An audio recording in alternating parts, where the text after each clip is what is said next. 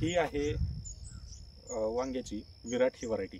आता ह्या व्हरायटीमध्ये तुम्ही पाहू शकता की ही थोडीशी क्रॉसमध्ये चालते, म्हणजे थोडासा सर्क्युलर शेप आहे, लांब लचक शेप आहे आणि दिसण्यासाठी आपलं थोडंसं गावरान वांग आणि थोडंसं गॅलन टाईप हा शेप आहे. मग ही जी व्हरायटी ही थोडक्यात क्रॉस आहे, म्हणजे ना पूर्ण गावरान आहे ना पूर्ण बारटोक आहे किंवा ज्याला आपण गॅलन असं म्हणतो, तर ती थोडीशी लांबलचक आहे आणि दिसायला अतिशय आकर्षक अशी वांगी. आता आकर्षक वांगी म्हटलं की नेहमी शहरी मार्केट जे आहेत तर हे जास्त टार्गेट असतात आणि मग ह्या वांग्याचं सुद्धा तेच वैशिष्ट्य आहे, म्हणजे दिसायला जो कलर आहे हा गावरान वांगीसारखा आहे, त्यामुळं सिटीमध्ये जास्त चालतो. दुसरी गोष्ट, शेतकऱ्यांना लागवडीसाठी परवडतो आणि याला आपल्या जे गावरान वांगी आहेत तर त्याच्यापेक्षा रेटही चांगला मिळतो. मग आता याची लागवड कशी असली पाहिजे किंवा काय तयारी आपल्याला करायची आणि ताकंडीवर आपण त्याचं नियोजन कसं करू शकतो हेच मी तुम्हाला या व्हिडिओमधून सांगणार आहे. मित्रांनो, तुम्ही जर वांगी उत्पादक शेतकरी असाल तर हा व्हिडिओ शेवटपर्यंत नक्की पहा आणि जर तुम्हाला ताकंडी वापरायचं असेल तर मात्र एकही मिनिट या व्हिडिओचा चुकवू नका. जरी व्हिडिओ लांब असेल परंतु तुमच्या फायद्याचा असेल आणि तुमच्या माहितीचा असेल. विशेष म्हणजे आपण ताकंडीवर आता काही प्लॉट सुरू करत आहोत. जर तुम्हाला असं वाटतं की आपल्याला ताकंडीवर पूर्ण प्लॉट करायचे आहेत, उत्पादन चांगलं मिळणार आहे 100%, त्यात काही वाद नाही, तर आपण प्लॉट कन्सल्टिंग चालू करायच्या विचारात आहोत. तुमचं मत मला त्या ठिकाणी नक्की कळवा. अजून त्यावर काही प्लॅनिंग नाहीये, परंतु लवकरच आपण ती तयारी करणार आहोत. तर आता वांगी लागवड करत असताना सगळ्यात पहिलं महत्वाचा जो मुद्दा आहे तो म्हणजे हे मध्ये असलेलं अंतर. आता मी लांब का आलोय तर हे तुम्हाला तुमच्या लक्षात आलं पाहिजे की हे अंतर साधारण 5 फूट, 5.5 फूट, 6 फूट, आता हे जवळजवळ 6 फुटाचं हे अंतर आहे. तर 6 फूट बाय साधारण 3 फूट अशा पद्धतीची ही लागवड आहे.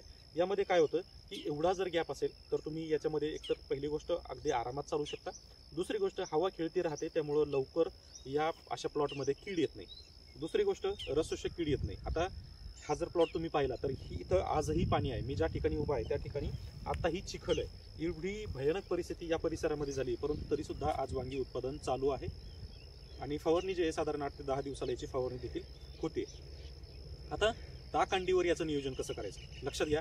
सगळ्यात पहिलं तुम्ही लागवड व्यवस्थित अंतरावर ठेवा.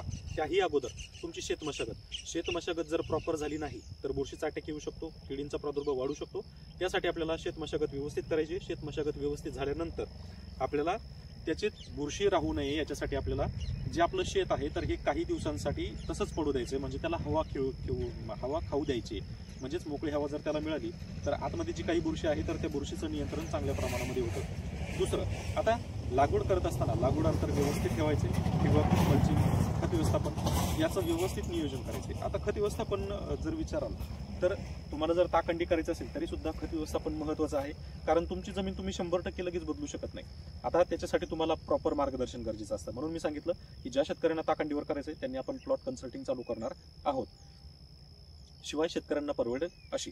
तर आता ज्या पद्धतीमध्ये आपली लागवड होणार आहे, लागवड होत असताना आपल्याला विशेष काही काळजी घ्यायची. ती म्हणजे काय, तर रोप खूप जास्त दिवसांचं नकोय, साधारण 25 दिवसाच्या आसपासच रोप निवडा, म्हणजे त्याची रूट कॉईल झालेली नसते, मुळं काही कमी प्रमाणामध्ये असतात, त्यामुळं आपण लावल्यानंतर त्यांच्या मुळांची वाढ व्यवस्थित होते आणि त्याचा जो विकास आहे हा झपाट्याने होतो, त्यामुळं आपल्याला इतर काही अडचण येत नाही.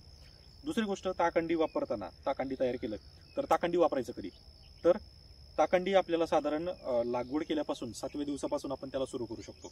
परंतु जे खत व्यवस्थापनाचा हा मुद्दा आहे तर खत व्यवस्थापन आपल्याला करणं गरजेचं आहे. पहिल्या वर्षी, दुसऱ्या वर्षी आपल्याला 50%च खत करायचे आणि तिसऱ्या वर्षी अगदी मिनिमम जरी आपण घेतलं तरी चालेल. परंतु जोपर्यंत जमिनीचा ऑर्गॅनिक कार्बन किंवा जमिनीमध्ये बॅक्टेरियल काउंट जोपर्यंत वाढत नाही तोपर्यंत लक्षात घ्या तुमच्या जमिनीमध्ये जे काही घटक आहेत ते वर येणार नाहीत. त्याच्यासाठी आपल्याला साधारण 3 वर्ष यासाठी जाणार आहेत. तर तुम्हाला कन्सल्टिंग किती वर्ष पाहिजे, तर माझं असं मत आहे की तुम्ही फक्त एकाच पिकासाठी फक्त एकच कन्सल्टिंग ठेवा. याच्यानंतर तुम्हाला समजून जाईल की ताकंडी आणि इतर खतं किंवा जैविक खतं यांचा वापर कसा करायचा, यांचा संगम कसा करायचा आणि त्याच्यातून चांगलं उत्पादन कसं घ्यायचं, हेच मी तुम्हाला शिकवणार आहे. मी कन्सल्टिंग घेणार आहे, म्हणजे माझं ते काही प्रोफेशन नाही आहे, परंतु तुम्ही जर एकदा शिकले तर त्याला तुम्हाला आयुष्यभर तुम्ही ते वापरू शकता आणि त्याच्यातून शिकू शकता. आणि विशेष म्हणजे तुम्ही रेसिड्यू फ्री सुद्धा त्याच्यामधून घेऊ शकता. आता ताकंडी वापरत असताना 7व्या दिवसापासून आपण ताकंडी सुरू करू शकतो. साधारण 7 ते 10 दिवसाला आपल्याला एक फवारणी ठेवायची आणि साधारण 15 दिवसाला आपल्याला आळवणी ठेवायची. आता इथं ताकंडीचा वापर थोडासा कमी आहे, त्यामुळे तुम्ही जाणवू शकताय की तुम्हाला इथं कळी कमी दिसेल. परंतु आपण मागे एक व्हिडिओ केला होता ज्याच्यामध्ये पूर्णपणे ताकंडीचं नियोजन होतं, तर तिथं तुम्ही पाहिलं असेल की त्या प्लॉटला भरभरून वांगी लागलेली होती, फुलं सुद्धा एवढी होती की भयानक. म्हणजे त्याच्यामध्ये नो कॉम्प्रोमाइज, कोणत्याही टेक्नॉलॉजीचा वापर करून सुद्धा आपण तेवढं उत्पादन घेऊ शकत नाही असा माझा समज आहे. आणि तो गैरसमज पण नाहीये. 100% मी आजपर्यंत जेवढी पण प्लॉट पाहिली एवढी कळी आणि एवढा माल कधीही पाहिलेला नाही. विशेष म्हणजे निरोगी, कोणत्याही पानावर कीड दिसणार नाही. 10 कॅरेट मागं फार तर 1, 2, 3 वांगी फक्त किडकी निघतात. म्हणजे ते पण जर शेड्यूल जर 100% फॉलो असेल किंवा स्प्रे जर व्यवस्थित झाला तर ते पण निघणार नाहीत. 1-2 किलो सुद्धा म्हणत नाही मित्रांनो, मी फक्त नगामध्ये सांगतोय. म्हणजे एवढा रिझल्ट आपल्याला त्याच्यामध्ये मिळतो. आता ही जी व्हरायटी आहे तर ही व्हरायटी चालते Mumbai market, Pune market, Nashik market. तर ह्या मार्केटसाठी तुम्ही ही व्हरायटी लागवड करू शकता. ताकंडीवर सुद्धा सेम ज्या पद्धतीने मी तुम्हाला पॅटर्न सांगितलाय त्याच पद्धतीने आपल्याला त्याची लागवड करायची आणि नियोजन करायचंय. आता याच्यावर जर ताकंडी वापर असता तर काही प्रमाणामध्ये जो बुरशीचा अटॅक आहे किंवा थ्रिप्सने चाकलेला आहे तर हे तुम्हाला दिसलं नसतं. कारण ताकंडीचा वास जोपर्यंत आपल्या प्लॉटमध्ये आहे तोपर्यंत कोणत्याही प्रकारची कीड आपल्या प्लॉटमध्ये येत नाही. आता ह्या वांगीचं नियोजन करत असताना आपल्याला काही गोष्टी किंवा काही निरीक्षण करणं गरजेचं आहे. जसं की जी कळी लागते, कळी गळते का? शक्यतो ताकंडी असल्यावर ते गळत नाहीत, परंतु तरी सुद्धा रोज आपल्याला झाडाचं निरीक्षण करणं गरजेचं आहे.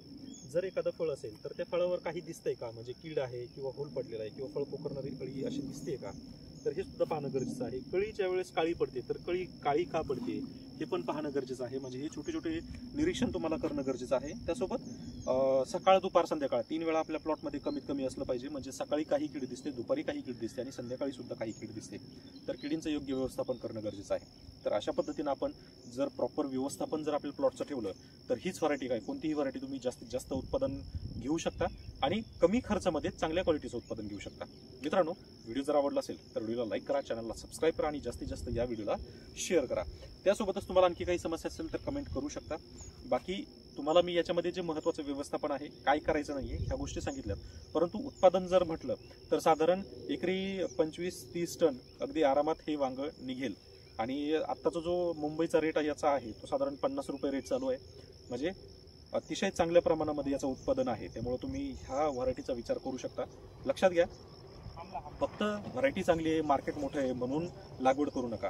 लागवड करत असताना आपल्याला काही गोष्टींचा विचार करणं गरजेचं आहे, ज्याच्यामध्ये लागवडीचा कालावधी, लागवडीची वेळ, त्यावेळी असलेला रेट, पुढे आपली लागवड म्हणजे आपली हार्वेस्टिंग सुरू होणार आहे त्यावेळेस असणारा रेट आणि एकंदरीत तेजी आणि मंदी याचा आपल्याला अभ्यास करणं गरजेचं आहे. जर हे तुम्ही केलं तर तुम्ही त्याच्यामध्ये प्रॉपर चांगले तज्ज्ञ होऊ शकाल, यात काही वाद नाही. धन्यवाद.